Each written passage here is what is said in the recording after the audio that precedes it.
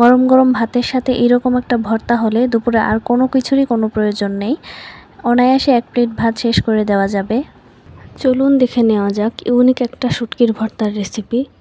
এখানে আমি 3টা সিদ্ধ শুটকি নিয়ে নিয়েছি। এবার একটু গরম পানির মধ্যে সিদ্ধ করে তারপর পানিটাকে ফেলে দেব। 1 মিনিটের মতো সিদ্ধ করে নিয়েছি। বেশি সিদ্ধ করা যাবে না, তাহলে শুটকিটা নষ্ট হয়ে যাবে। এবার পরিষ্কার পানি দিয়ে শুটকিটাকে একটু ধুয়ে নেব। এখানে আমি 2টো মিষ্টি কুমড়া পাতা নিয়ে নিয়েছি। খুব ভালোভাবে পাতাটাকে ধুয়ে নিয়েছি। আপনারা চাইলে লাউ পাতাও ব্যবহার করতে পারেন। এবার আমি শুটকিটাকে ভালোভাবে পাতার মধ্যে দিয়ে মুড়িয়ে নেব।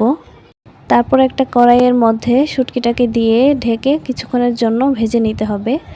এভাবে শুটকির 2 পাশই ভেজে নিতে হবে। শুটকিটাকে খুব ভালোভাবে ভেজে নিতে হবে যেন কোনো প্রকার কাঁচা না থাকে।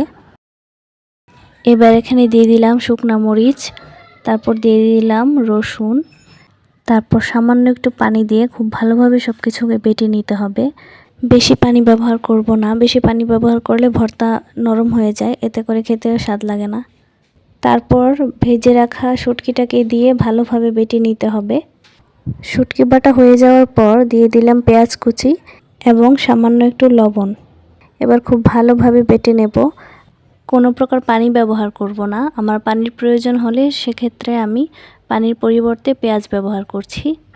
এবার ভর্তাটাকে খুব ভালোভাবে মিক্স করে একটা বাটিতে তুলে নিলাম। আমার ভিডিওটি ভালো লাগলে একটা লাইক, কমেন্ট, শেয়ার এবং ফলো করে দেওয়ার অনুরোধ রইল। আজকে এ পর্যন্তই। দেখা হবে পরবর্তী কোনো ভিডিওতে। সবাই ভালো থাকবেন, সুস্থ থাকবেন। আল্লাহ হাফেজ।